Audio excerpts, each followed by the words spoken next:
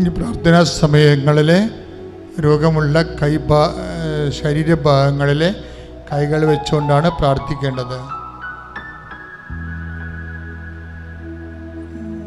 Spondylosis, തൈറോയിഡൊക്കെ ഉള്ളവർ കഴുത്തിലാണ് കൈവച്ച് പ്രാർത്ഥിക്കേണ്ടത്. PCOD, പിസ്റ്റുല ഉള്ളവർ, ഗർഭാശയത്തിൽ സിസ്റ്റുള്ളവരും അടിവയറ്റി കൈവച്ചാണ് പ്രാർത്ഥിക്കേണ്ടത്. കിഡ്നി അസുഖമുള്ളവരും നടുവേദനക്കാരും നടുവിൽ കൈവച്ച് പ്രാർത്ഥിക്കണം. കണ്ണിൻ്റെ കാഴ്ച, ചെവിയുടെ കേൾവി, അതുപോലെ തന്നെ ശിരസ്സിൽ വരുന്ന രോഗങ്ങൾ, തലവേദനകളുള്ളവരും നെറ്റിയിൽ കൈവച്ച പ്രാർത്ഥിക്കേണ്ടത്. ശ്വാസകോശ രോഗികൾ, ഹൃദയ രോഗികൾ, കരൾ രോഗികൾ എല്ലാം നെഞ്ചിൽ കൈവച്ച പ്രാർത്ഥിക്കേണ്ടത്.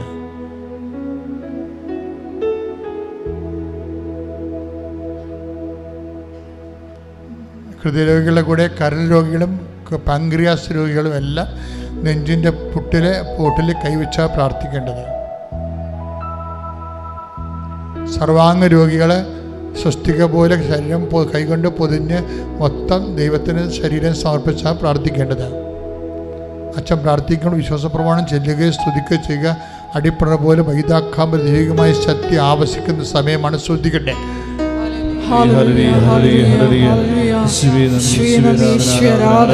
നല്ലവനായ ഈശോയെ, നിന്റെ ഉന്നതമായ നാമത്തിന് സ്തോത്രം ചെയ്യുന്നു കർത്താവേ. നിന്റെ ഉന്നതമായ നാമത്തിന് സ്തോത്രം ചെയ്യുന്നു കർത്താവേ. കർത്താവേ, നിന്റെ ഉന്നതമായ നാമത്തിന് സ്തോത്രം ചെയ്യുന്നു കർത്താവേ. നിന്റെ വിശുദ്ധ പൗരോഹിത്യത്തെ കർത്താവേ അങ്ങ് മഹത്വപ്പെടുത്തണമേ കർത്താവേ. കർത്താവേ, വിശുദ്ധ പൗരോഹിത്യത്തെ മഹത്വപ്പെടുത്തണമേ കർത്താവേ. കർത്താവെ, സഭയിലുള്ള സാന്നിധ്യം പ്രകടമാക്കണമേ കർത്താവെ. 36 വർഷം ഞാൻ അർപ്പിച്ച കൃപാനയുടെ യുഗതിയാണ്. കൃപാസ ആൾത്താറ് ജീവനോടെ പ്രത്യക്ഷപ്പെട്ട മാതാവിൻ്റെ മാധ്യസ്ഥത്തിൽ പിതാവിൻ്റെയും പുത്രൻ്റെയും പരിശുദ്ധനാമത്തിൽ മാരക രോഗങ്ങൾ, ശിരസ് രോഗങ്ങൾ, കരണരോഗങ്ങൾ, നാസിക രോഗങ്ങൾ, കണ്ണിൻ്റെ കാഴ്ചയുടെ രോഗങ്ങൾ യേശുവിൻ്റെ നാമത്തിൽ മാറിപ്പോകട്ടെ കർത്താവെ. നിന്റെ വിശുദ്ധ പൗരോഹിത്യത്തെ മഹത്വപ്പെടുത്തണമേ കർത്താവെ. സഭയിലുള്ള സാന്നിധ്യം പ്രകടമാക്കണമേ അമ്മേ. പരിശുദ്ധമ്മേ, തൈറോയ്ഡ് രോഗികൾ, ടോൺസൈറ്റ് രോഗികൾ, സ്പോണ്ടിലോസിസിൻ്റെ രോഗങ്ങളുള്ളവരെ, പിൻകഴുത്തിൽ അസുഖമുള്ളവരെ, മുഴയുള്ളവരെ, ക്യാൻസറുള്ളവരെ, ചെവിക്ക് വേദനയുള്ളവരെ, ചെവിക്ക് പഴുപ്പ് വരുന്നവരെ, കണ്ണ് അടക്കാൻ പറ്റാത്തവരെ കർത്താവെ, മൂക്കിന് അഡിനോയിഡിൻ്റെ അസുഖമുള്ളവരെ കർത്താവെ സ്പർശിക്കണമെന്ന് പ്രാർത്ഥിക്കുന്നു. ദൈവത്തിൻ്റെ കരുണ ചൊരിയട്ടെ, ദൈവത്തിൻ്റെ കരുണ ചൊരിയട്ടെ കരൾ രോഗികൾ, കിഡ്നി രോഗികൾ കർത്താവെ, പാൻക്രിയാസ് അസുഖമുള്ളവർ, ഹൃദയ രോഗികൾ, ശ്വാസകോശ രോഗികൾ കർത്താവിൻ്റെ വിശുദ്ധമായ രക്തത്തെ കഴുകട്ടെ. അടഞ്ഞുപോയ വാൽവുകൾ കർത്താവിൻ്റെ കൃപയിൽ നാമത്തിൽ തുറന്നു വരട്ടെ. ഉദര രോഗികൾ, അൾസർ രോഗികൾ, അർസസ് രോഗികൾ, ഉദര രോഗികൾ യേശുവിൻ്റെ നാമത്തിൽ സൗഖ്യം പ്രാപട്ടെ. ഉള്ളംകാലം മുതൽ ഉച്ചവരെ വാദരോഗികൾ, വ്യത്യസ്തമായ രോഗങ്ങൾ, ഇവിടെ പറഞ്ഞതും പറയാത്തമായ രോഗങ്ങളെ വേദനിക്കുന്ന മാരക രോഗികൾ, തീരാവേദികൾ യേശുവിൻ്റെ നാമത്തിൽ സൗഖ്യം പ്രാപിക്കട്ടെ.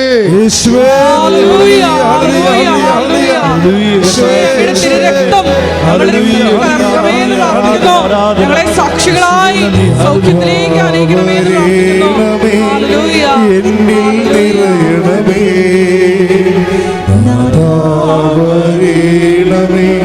സൗഖ്യം നൽകണമേ നാഥാവരേണമേ. എന്നിൽ നിറയണമേ നാഥാവരേണമേ. സൗഖ്യം നൽകണമേ.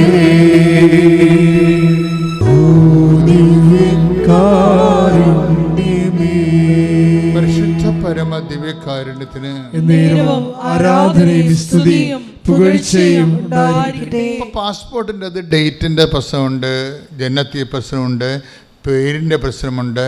ഇതെല്ലാം വന്നിട്ട് പാസ്പോർട്ടിൻ്റെ 1ാം കൗണ്ടർ 2ാം കൗണ്ടറിലൊക്കെ ഇവർ റിജക്റ്റ് ചെയ്യും. 1ാം കൗണ്ടറിലും 2ാം കൗണ്ടറിലും ഇവർക്ക് പാസ്പോർട്ട് റിജക്റ്റ് ചെയ്യും. കാര്യം പേര് രണ്ടും രണ്ടായാണ്. അപ്പം അതുകൊണ്ട് അവർ മനസ്സിൽ അവരുടെ മുമ്പിലുള്ളത് ഉടമ്പടി കാശുരൂപമാണ്. ഉടമ്പടി കാശുരൂപം വിളിച്ചുകൊണ്ട് 1ാം കൗണ്ടറും 2ാം കൗണ്ടർ റിജക്റ്റ് ചെയ്ത പാസ്പോർട്ടുമായിട്ട് അപേക്ഷയുമായിട്ട് ഒരു 3ാം കൗണ്ടറിലേക്ക് പോകും. എന്ത് നോൺസെൻസാണ്. സാധാരണ അതായത് ക്രിസ്തു നമ്മുടെ കൂടെ ഉള്ളപ്പോൾ നമുക്കൊരു പ്രത്യാശയാണ്. ഇതെവിടെയെങ്കിലും കൊണ്ടുപോയി കർത്താവ് ഈ വിഷയത്തിൽ സെറ്റ് ചെയ്യുമെന്നുള്ളത്. 3-ാം കൗണ്ടറിൽ ചെന്നപ്പോൾ ഈ 2-ാം കൗണ്ടറുകാരൻ 3-ാം കൗണ്ടർ ഒന്നിച്ചും പറയണത് ഈ പാസ്പോർട്ട് കൊടുക്കാൻ പറ്റത്തില്ല, ഇതിനിങ്ങനെയുള്ള കുഴപ്പങ്ങളുണ്ടെന്നും. ഉടനെ ഈ 3-ാമത്തെ കൗണ്ടറിലിരിക്കുന്ന ഓഫീസർ പറയണേ ഇങ്ങനെയുള്ള കാര്യമൊന്നും ഇപ്പം നോക്കണില്ല, ഇവർക്ക് ഞാൻ പാസ്പോർട്ട് കൊടുക്കുകയാണെന്ന്. കൈ ഇടിച്ച് കർത്താവിന് ഹല്ലേലൂയ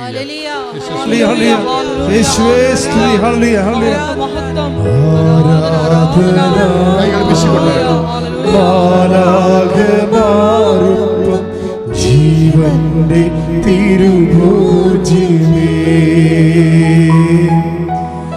ആരാധന പാടാം മാലാഖമാരൊപ്പം ജീവന്റെ തിരുഭോജ്യമേ. അത് നമ്മളെപ്പോഴും ശ്രദ്ധിക്കേണ്ട വിഷയം, നിങ്ങളുടെ ജീവിതത്തിൻ്റെ പ്രശ്നങ്ങൾ എന്താണെങ്കിലും അതിന് ക്രിസ്തുവിൽ പരിഹാരമുണ്ട്. ക്രിസ്തുവിനെ സ്വീകരിക്കുന്നത് സിമ്പിളാണ്. അതാണ് വിഷയം. അതാണ് ഇത്രയും നേരം പരിശുദ്ധാത്മ പറഞ്ഞുകൊണ്ടിരുന്നത്. രക്ഷ നിൻ്റെ ഹൃദയത്തിലുണ്ട്, അധരത്തിലുണ്ട്. ജസ്റ്റ് സ്പെല്ലിറ്റ്, അത്രേ ഉള്ളൂ. നീ അത് യേശുവേ ഞാൻ നിന്നെ വിശ്വസിക്കുന്നു എന്ന് മാത്രം പറഞ്ഞാൽ ആ സമയം മുതൽ നിനക്ക് കൃപ നിന്നിലേക്ക് ഒഴുകാൻ തുടങ്ങും. പക്ഷെ അതിന് പിന്നെ ആ കൃപ നിലനിൽക്കാൻ വേണ്ടി, കാര്യം കർത്താവ് എപ്പോഴും നിലനിൽപ്പിനെക്കുറിച്ച് പറയും അല്ലേ, ഞാൻ വന്നിരിക്കുന്നത് അവർക്ക് ഫലമുണ്ടാകാനും. അവൻ്റെ ഫലം 15-16 take the word of God. യോഹന്നാന്റെ സുവിശേഷം ശ്രദ്ധിക്കട്ടെ.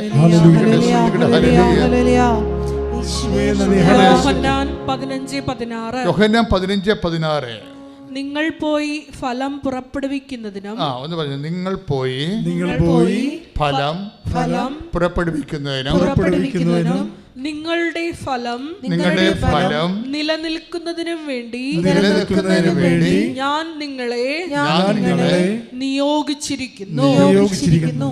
സോ ദിസ് എ വിഷയം. അതായത് നമുക്ക് ലഭിക്കുന്നതിന് ഓൺലി സിംഗിൾ മെക്കാനിസമേ ഉള്ളൂ, ജസ്റ്റ് ബിലീവ് ഇൻ ഇറ്റ്. കർത്താവിന് ഞാൻ വിശ്വസിക്കുന്നു എന്ന് പറഞ്ഞാൽ എനിക്ക് അനുഗ്രഹത്തിൻ്റെ വാതിൽ ഓപ്പൺ ചെയ്യും. പക്ഷേ അനുഗ്രഹത്തിനൊരു പ്രോബ്ലം ഉണ്ട്. അനുഗ്രഹം നമുക്ക് അവകാശമാക്കുകയും അനുഭവിക്കുകയും വേണ്ടേ. 2 കാര്യങ്ങളുണ്ട്. അനുഗ്രഹം അനുഭവവേദ്യമാകണം അല്ലേ. അപ്പം അനുഭവവേദ്യമാകണമെങ്കിലാണ് പിന്നീട് നമ്മളത് വിശുദ്ധിയിൽ നിലനിൽക്കേണ്ട ആവശ്യമൊക്കെ വരുന്നത്. അവിടെയാണ് വിഷയം. അത് അനുഭവവേദ്യമാകുക എന്നുള്ളത് ഇപ്പോൾ അനുഭവിക്കാൻ യോഗ്യമില്ലാതിരിക്കുന്നവരില്ലേ.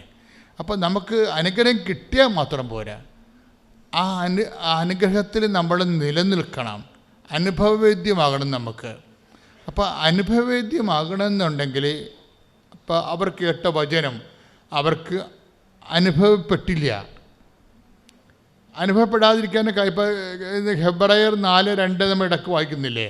ഒന്ന് വായിച്ചോളൂ. ശ്രുതികട്ടെ. ഹെബ്രായർ 4:2 അവർ കേട്ട വചനം അവർക്ക് പ്രയോജനപ്പെട്ടില്ല.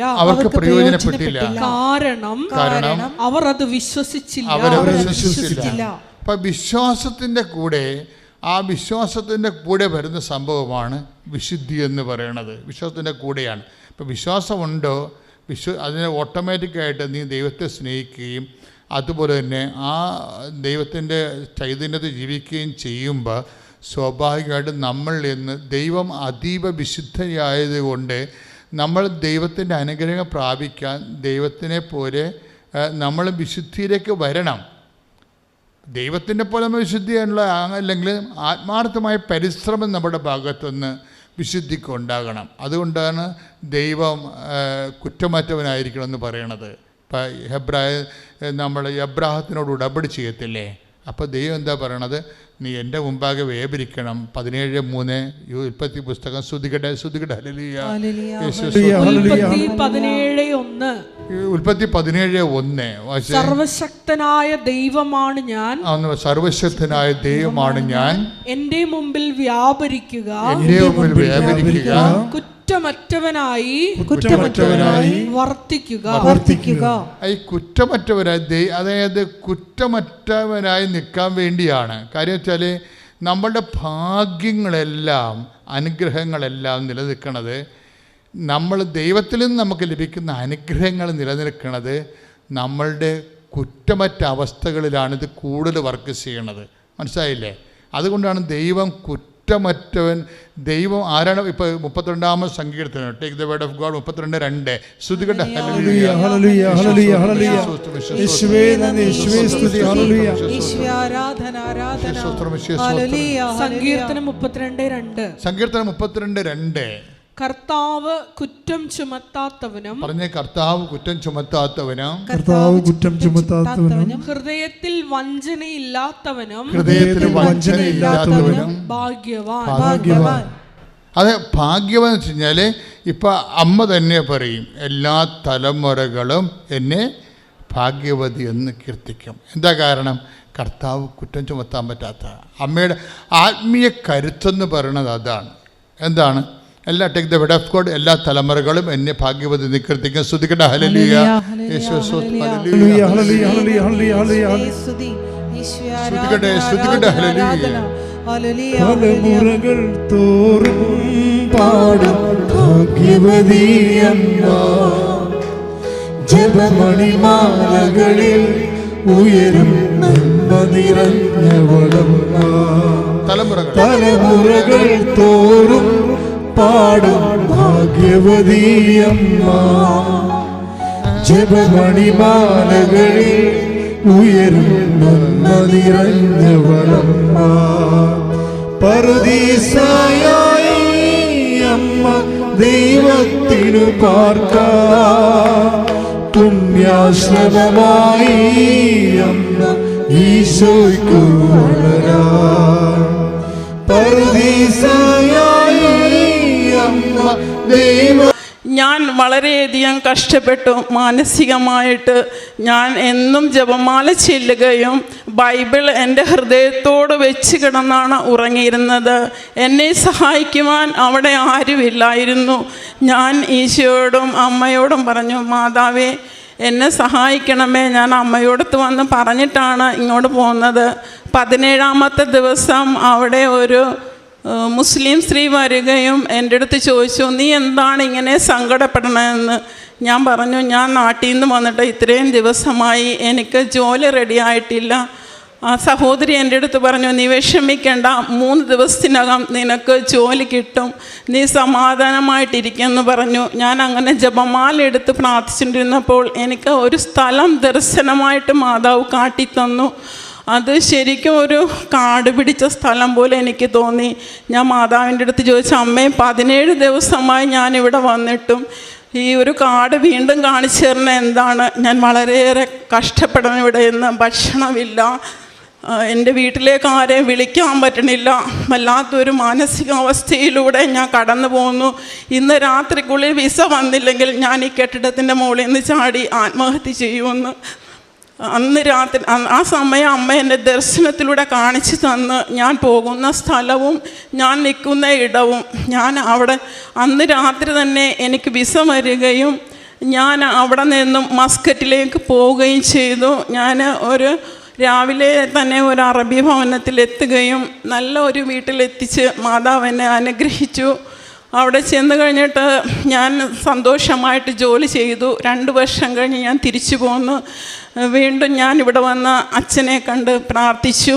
എനിക്ക് ദുബായിലൊരു വിസ റെഡിയായിട്ടുണ്ട്, ഞാൻ പോട്ടെ എന്ന് ചോദിച്ചാൽ അച്ഛൻ പറഞ്ഞ് നീ പോയിക്കോ എന്ന് പറഞ്ഞ് തലയൊക്കെ വെച്ച് പ്രാർത്ഥിച്ച് എന്നെ അനുഗ്രഹിച്ച് വിട്ടു. അത് ഒരു ക്രിസ്ത്യാനിയുടെ ഭവനമായിരുന്നു. ഞാൻ വളരെയധികം ആഗ്രഹിച്ചു എനിക്ക് പ്രാർത്ഥന ചെല്ലണമെന്നൊക്കെ ഓർത്താണ് അവിടെ പോയത്. പക്ഷേ എനിക്കവിടെ നിൽക്കാൻ പറ്റാത്ത സാഹചര്യങ്ങൾ വന്നത് കാരണം ഞാൻ വീണ്ടും തിരിച്ചു പോന്നു. വീണ്ടും ഞാൻ മസ്കറ്റിലേക്ക് പോയി. 6 വർഷം ഞാൻ മസ്കറ്റിൽ അറബി വീട്ടിൽ ജോലിയെടുത്തു.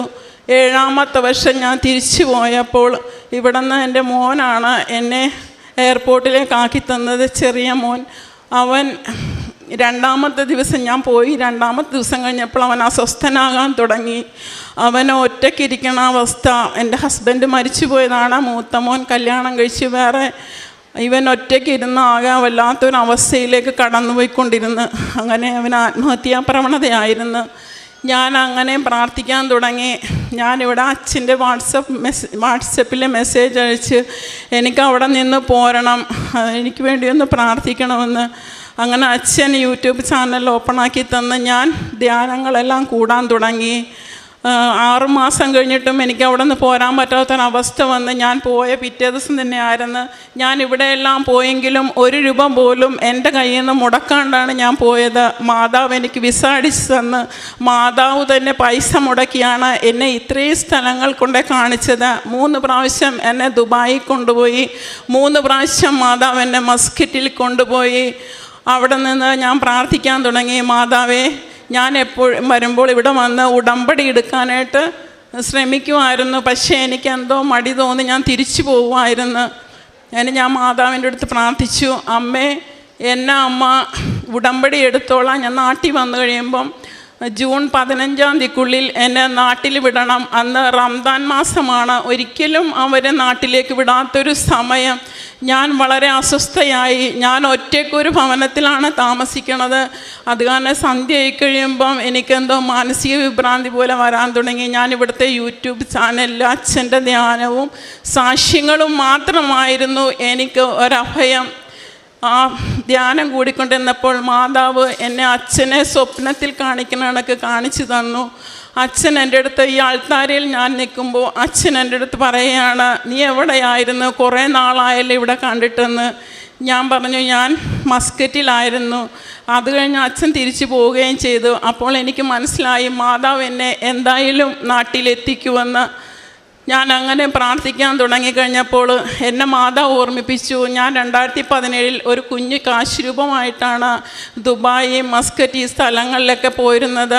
ആ കാശ് രൂപം നിൻ്റെ ബാഗിലുണ്ട്, എടുത്തിട്ട് അവരുടെ പ്രാർത്ഥന ചെല്ലുന്ന പായയിലിട്ട് പ്രാർത്ഥിക്കാൻ പറഞ്ഞ് ഞാൻ വിശ്വാസ പ്രമാണം ചൊല്ലി അവരില്ലാത്ത സമയത്ത് അവരുടെ റൂമിൽ കയറി ആ പ്രാർത്ഥന പായിൽ ആ കാശ് രൂപ ഇട്ട് പ്രാർത്ഥിക്കുവാൻ തുടങ്ങി.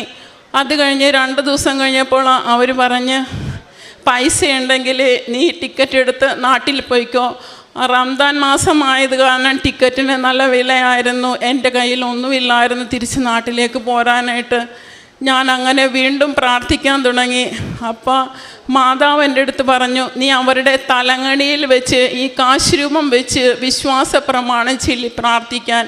ഞാൻ അവർ കിടക്കുന്ന റൂമിൽ അവരുടെ തലങ്ങണിയിൽ ഈ കാശ് രൂപം വെച്ച് വിശ്വാസ പ്രമാണം ചൊല്ലി പ്രാർത്ഥിക്കുവാൻ തുടങ്ങി.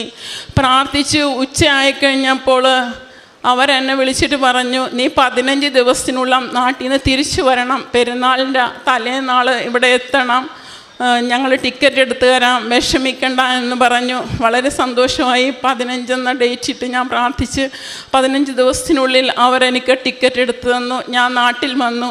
നാട്ടിൽ വരണതിന് മുമ്പ് ഞാൻ മാതാവിൻ്റെ അടുത്ത് പറഞ്ഞായിരുന്നു, മാതാവേ ഞാൻ നാട്ടിലെത്തുമ്പോൾ ഞാൻ അമ്മയെ വന്ന് കണ്ടിട്ട് എൻ്റെ വീട്ടിലേക്ക് പോവുള്ളെന്ന്. പക്ഷേ എൻ്റെ മോനാണ് എന്നെ എയർപോർട്ടിൽ കൊണ്ടുവരാൻ വന്നത്. അവൻ്റെ മാനസികാവസ്ഥ കണ്ട് ഞാൻ വളരെ തളർന്നുപോയി. എനിക്ക് ഇവിടേക്ക് വരാനോ ഒന്നും തോന്നിയില്ല. പിറ്റേ ദിവസം വെള്ളിയാഴ്ച, അന്ന് ഞാൻ വന്നില്ല. ശനിയാഴ്ച എന്നെ വേളാങ്കണ്ണി മാതാവ് ഒരു ഈശോയുടെയും അമ്മയുടെയും ഉണ്ണിയുടെയും രൂപത്തിൽ എൻ്റെ അടുത്ത് വന്നിട്ട്, ഞാൻ ഉറങ്ങണയാണ്, എന്നെ വിളിച്ചെഴുന്നേൽപ്പിച്ചിട്ട് പറഞ്ഞു, നീ കൃപാസനത്തിൽ പോണില്ലേ എന്ന് ചോദിച്ചു. ആ സമയം തന്നെ ഞാൻ കുളിച്ചൊരുങ്ങി കൃപാസനത്തിൽ വന്ന് ഉടമ്പടി എടുത്തു. ശനിയാഴ്ച മാതാവിൻ്റെ ദിവസമായിരുന്നു. അന്ന് ഞാൻ വളരെ വിഷമിച്ച് സങ്കടപ്പെട്ട് ഉടമ്പടി പേടകത്തിലെ എൻ്റെ നിയോഗങ്ങളെല്ലാം സമർപ്പിച്ചു. വീണ്ടും ഞാൻ ആൾത്താരയിൽ കയറിയപ്പോൾ ഇവിടെ ഒരു സിസ്റ്ററിനടുത്ത് പറഞ്ഞു, നീ ഇനിയും കയറുന്നത് എന്തിനാണ്, ഉടമ്പടി നിക്ഷേപിച്ചിട്ടല്ലേ പോയത്. ഞാൻ പറഞ്ഞു, സിസ്റ്ററെ ഞാൻ വളരെ സങ്കടത്തിലാണ് ഇവിടെ എത്തപ്പെട്ടത്, അമ്മയെ വിളിക്കാനാണ് എൻ്റെ വീട്ടിലേക്ക് എന്ന് പറഞ്ഞു. സിസ്റ്റർ പറഞ്ഞു, അന്ന് നീ കയറിക്കോ, വന്ന് സാക്ഷ്യം പറയണമെന്ന് പറഞ്ഞ്. ഞാൻ പറഞ്ഞു, തീർച്ചയായിട്ടും ഞാൻ വരും സാക്ഷ്യം പറയാനെന്ന്. ഞാൻ ഭയങ്കര ഭക്തിയോടുകൂടി ഇവിടുന്ന് ചെന്ന് കുളിച്ച് റൂമിൽ കതകടച്ചിട്ട് പ്രാർത്ഥനാ മുറിയിലിരുന്ന് ഇവിടുത്തെ ഉടമ്പടി പ്രാർത്ഥന ചെല്ലാൻ തുടങ്ങി. കണ്ണടച്ച് വെച്ച് ഒരു 5 മിനിറ്റ് കഴിഞ്ഞപ്പോൾ മാതാവ് എൻ്റെ അടുത്ത് വന്ന്, ഈ ഗ്രേ കളറിലെ മാതാവ് പ്രത്യക്ഷീകരണത്തിൻ്റെ പുറകിലെ പേജിലെ പകുതി മാതാവ് ഈ മനുഷ്യരൂപത്തിൽ എൻ്റെ അടുത്ത് വന്ന് മുട്ടുകുത്തി എന്നെ ഇവിടെ തോണ്ടി, ഈ സൈഡിൽ നിന്ന് തോണ്ടി. ഞാൻ തിരിഞ്ഞു നോക്കുമ്പോൾ മാതാവ് എൻ്റെ അടുത്ത് വന്ന് മുട്ടുകുത്തി നിൽക്കണ്. എനിക്ക് വിശ്വസിക്കാൻ പറ്റിയില്ല. വീണ്ടും ഞാൻ കണ്ണടച്ച് പ്രാർത്ഥിച്ചു. വീണ്ടും മാതാവ് എന്നെ തോണ്ടി. ഞാൻ നോക്കുമ്പോൾ മാതാവ് 5 മിനിറ്റ് നേരം ഇതേ രൂപത്തിൽ എൻ്റെ അടുത്ത് മുട്ടുകുത്തി നിന്ന് അത് കഴിഞ്ഞ് ഞാൻ കണ്ണടിച്ച് പിടിച്ച് പ്രാർത്ഥിച്ചപ്പോൾ മാതാവ് എൻ്റെ രൂപക്കൂടിൻ്റെ അടുത്ത് നീലാകാശത്തിലെ മഴവില്ലാകൃതിയിൽ മാതാവ് പ്രത്യക്ഷീകരണത്തിൻ്റെ പുസ്തകം ഫ്രണ്ട് പേജിലെ പുസ്തകത്തിൽ മാതാവിനെ കാണുന്നത് പോലെ അമ്മ തെളിഞ്ഞു. അത് കഴിഞ്ഞ് ഈശോയുടെ കരുണയുടെ ദർശനം എനിക്ക് കാണാൻ പറ്റി. വീണ്ടും മാതാവിൻ്റെ സുഗന്ധദ്രവ്യങ്ങൾ എനിക്ക് അനുഭവിക്കാൻ തുടങ്ങി. അങ്ങനെ മാനസികമായും തളർന്ന എനിക്ക് പിന്നെ ഒരു ശക്തി കിട്ടി. എൻ്റെ ഉടമ്പടി അമ്മ ഏറ്റെടുത്തു. എന്നെ അമ്മ ശക്തിപ്പെടുത്തി. കുഞ്ഞിൻ്റെ ഈ അവസ്ഥയിൽ ഞാൻ വളരെയധികം വിഷമിച്ചായിരുന്നു. പക്ഷേ പിന്നീടുള്ള എൻ്റെ ദിവസങ്ങളിലെല്ലാം ഞാൻ ഉടമ്പടി വസ്തുക്കൾ കൊടുത്ത് അവനെ തലയെ കിഴിച്ച് പ്രാർത്ഥിക്കും. മാതാവിൻ്റെ ഈ കാശുരൂപം നെറ്റിയിൽ കുരിശിട്ട് പ്രാർത്ഥിച്ച് അങ്ങനെ അവന് അത് കൊടുത്ത് മരുന്നുകളെല്ലാം ഉപേക്ഷിച്ച് അവൻ്റെ രോഗം ചെറുതായി അവൻ്റെ അസ്വസ്ഥത മാറിക്കൊണ്ടേയിരുന്നു. കഴിഞ്ഞ ആഴ്ച അവൻ മാതാവിനെ വന്ന് കണ്ട് അമ്മയ്ക്ക് നന്ദി പറഞ്ഞു. പിന്നെ ഞാൻ ഉടമ്പടി എടുത്തു കഴിഞ്ഞപ്പോൾ അവനിങ്ങനെ വരക്കുമായിരുന്നെന്ന് മാത്രമേ ഉള്ളൂ. പക്ഷേ ഈശോയുടെ രൂപമോ മാതാവിൻ്റെ രൂപമോ ഒന്നും വരച്ചിട്ടില്ല. പക്ഷേ അവൻ ഇന്ന് ഈശോയുടെയും മാതാവിൻ്റെയും രൂപം മരത്തിൽ കൊത്തി കളർ ചെയ്ത് ഇന്ന് അച്ഛന് കൊടുക്കുവാൻ വേണ്ടി എൻ്റെ കയ്യിൽ തന്നു വിട്ടിട്ടുണ്ട്. അമ്മ ഒത്തിരിയേറെ അനുഗ്രഹങ്ങൾ ഞങ്ങളുടെ ജീവിതത്തിൽ ചൊരിഞ്ഞു. എനിക്ക് ഹസ്ബൻഡില്ല, ഞാനും ഈ മോനും മാത്രമേ ഉള്ളൂ. ഞങ്ങൾ ഇന്ന് വളരെയധികം സമാധാനത്തിൽ കഴിയുന്നു.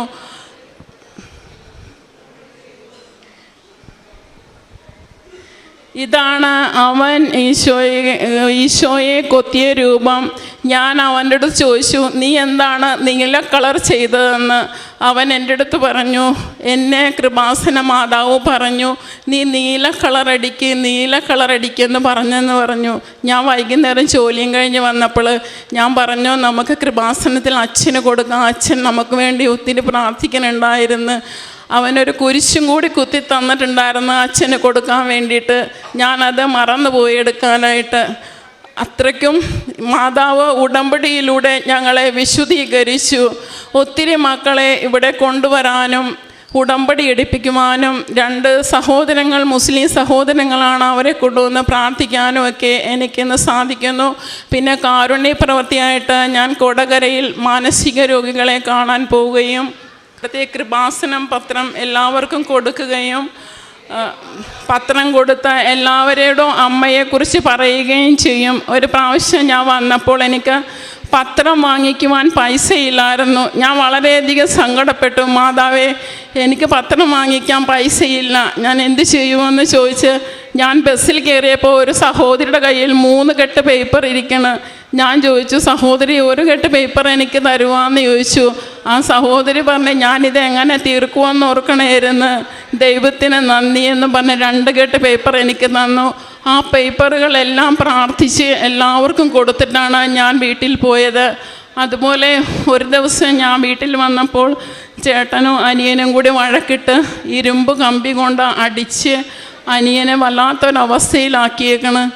സഹിക്കാൻ പറ്റാത്ത വേദനയായിരുന്നു. ഞാൻ അവിടെ നിന്ന് കലൂര് ജോലിക്ക് പോയിട്ട് പോകുന്ന വഴി ഒരു കൊച്ചെനിക്ക് കൃപാസനം പേപ്പർ തന്ന് ആ പേപ്പർ ഞാൻ വീട്ടിൽ കൊണ്ടുവന്ന് വെച്ചിട്ട് കഴിയുമ്പോഴാണ് ഇത് കാണുന്നത്. അപ്പോൾ ഇവൻ മൂത്താൾ പറഞ്ഞു, ഇങ്ങനെ ഞങ്ങൾ വഴക്കുണ്ടായി, അവനെ എത്രയും പെട്ടെന്ന് ആശുപത്രിയിൽ അഡ്മിറ്റ് ആക്കണമെന്ന് പറഞ്ഞ്. ഞാൻ വിചാരിച്ച് ഈ കൊച്ചിൻ്റെ അവസ്ഥ കണ്ടാലേ മൂത്താളെ പോലീസ് അറസ്റ്റ് ചെയ്തുകൊണ്ട് പോകും. ചെറിയത് ഈ ഒരു അവസ്ഥയിലും ഞാൻ അങ്ങനെ മാതാവിൻ്റെ അടുത്ത് മുട്ടുകുത്തി വന്ന് പ്രത്യക്ഷീകരണ പ്രാർത്ഥന ചൊല്ലി, അമ്മേ എത്രയേത് സങ്കടപ്പെടുന്ന സഹനങ്ങളിലൂടെ കടന്നു പോകുമ്പോഴും ഈശോയെ സ്തുതിക്കുവാനായിട്ട് കർത്താവ് എനിക്ക് കൃപ തന്ന് അനുഗ്രഹിക്കുന്നു. ഞാൻ അങ്ങനെ പ്രാർത്ഥിച്ചു, അമ്മേ എത്ര വിഷമിക്കണം ഞാൻ അമ്മയെന്ന്. അപ്പം ഈ കുഞ്ഞ് വാതിലടച്ചകത്ത് കിടക്കണയായിരുന്നു. അമ്മ എൻ്റെ അടുത്ത് പറഞ്ഞ, നീ കൃപാസനം പേപ്പർ വാതിലിൻ്റെ അടിയിൽ കൊണ്ട് ഇട്ട് കൊടുക്കാൻ. ഞാൻ ആ കൃപാസനം പേപ്പർ വാതിലിൻ്റെ അടിയിൽ കൊണ്ട് ഇട്ടപ്പോൾ അവൻ വാതിൽ തുറന്ന് ഞാൻ പ്രാർത്ഥിക്കാൻ തുടങ്ങി, മാതാവേ ഈ കുഞ്ഞ് എൻ്റെ അടുത്ത് വന്ന് കിടക്കണേ എന്ന്. അവൻ പെട്ടെന്ന് ഇഴഞ്ഞ് വലിഞ്ഞ് എൻ്റെ അടുത്ത് വന്ന് കിടന്ന്. ഒരടി പോലും നടക്കാൻ പറ്റാത്ത കുഞ്ഞായിരുന്നു. അമ്മ എൻ്റെ അടുത്ത് പറഞ്ഞു, ഉപ്പിട്ട് നീ തിരുമ്മി പ്രാർത്ഥിക്കവനെ, കാശുരൂപം വെച്ച് കുരിശിട്ട് പ്രാർത്ഥിക്ക്, വിശ്വാസം പ്രമാണം ചൊല്ലി. ഞാൻ ഇവൻ്റെ രക്തം കെട്ടിക്കിടക്കുന്ന ഭാഗങ്ങളിലെല്ലാം, ഒരു സ്ഥലമല്ല, നെഞ്ചിൻ്റെ ഭാഗം, കാലിൻ്റെ, കൈയുടെ ഈ സ്ഥലങ്ങളെല്ലാം ഞാൻ മാതാവിൻ്റെ വിശ്വാസ പ്രമാണം ചൊല്ലി മാതാവിൻ്റെ ഉപ്പ് കൊണ്ട് പ്രാർത്ഥിച്ചു. അമ്മേ എൻ്റെ മോനെ എത്രയും പെട്ടെന്ന് സൗഖ്യം തരണേ, 2:30 മണി എന്നുള്ള സമയമുണ്ടെങ്കിൽ എൻ്റെ മോനെ സൗഖ്യം തരണേ മാതാവേ, ഇല്ലെങ്കിൽ നാളെ ഇവനെ ആസ്പത്രിയിൽ അഡ്മിറ്റ് ആക്കേണ്ടി വരും, മൂത്താളെ പോലീസ് അറസ്റ്റ് ചെയ്യും. അങ്ങനെ വളരെ വിഷമിച്ചു. എന്നെ സഹായിക്കാൻ ആരുമില്ല, അമ്മയും ഈശോയും മാത്രമേ ഉള്ളൂ. ആകാശത്തിന് കീഴിൽ മനുഷ്യരുടെ ഇടയിൽ മനുഷ്യരക്ഷയ്ക്കായി യേശു നാമമില്ലാതെ മറ്റൊരു നാമമില്ലെന്ന് ഞാൻ ഏറ്റുപറഞ്ഞു പ്രാർത്ഥിക്കുന്നു അമ്മേ. അതുകൊണ്ട് അമ്മേ എൻ്റെ മോനെ സൗഖ്യം കൊടുക്കണേന്ന്. കറക്റ്റ് 2:30 മണിയായപ്പോൾ മാതാവ് അവൻ്റെ ശരീരത്തൊരു പാടുകൾ പോലുമില്ലാതെ അവനെ എഴുന്നേറ്റ് നടക്കാനായിട്ട് അനുവദിച്ചു. ദൈവത്തിന് നന്ദി അർപ്പിക്കുന്നു. പിന്നെ ഇതുവരെ അവരൊരിക്കലും വഴക്കിട്ട് ഞാൻ കണ്ടിട്ടില്ല. വളരെയധികം സ്നേഹത്തിൽ ജീവിക്കണം. അവർ സ്നേഹമാണെങ്കിലും ഇടയ്ക്ക് ഇങ്ങനെ വഴക്കിടാറുണ്ട്. അന്നാണ് ആദ്യമായിട്ട് ഇത്രയും വഴക്കിട്ട് ഞാൻ കണ്ടേക്കണത്. ഞാൻ പ്രാർത്ഥിച്ചു, അമ്മേ എന്നെ സഹായിക്കാൻ ആരുമില്ല, ഇനി ഒരിക്കലും വഴക്കിടരുതെന്ന്. ഇതുവരെ പിന്നെ അങ്ങനെ ഉണ്ടായിട്ടില്ല. എൻ്റെ ജീവിതത്തിൽ അമ്മയും ഈശോയും തന്ന ഇത്രയേറെ നന്മകൾക്ക് 1 കോടി നന്ദികൾ അർപ്പിക്കുന്നു. Ave Maria.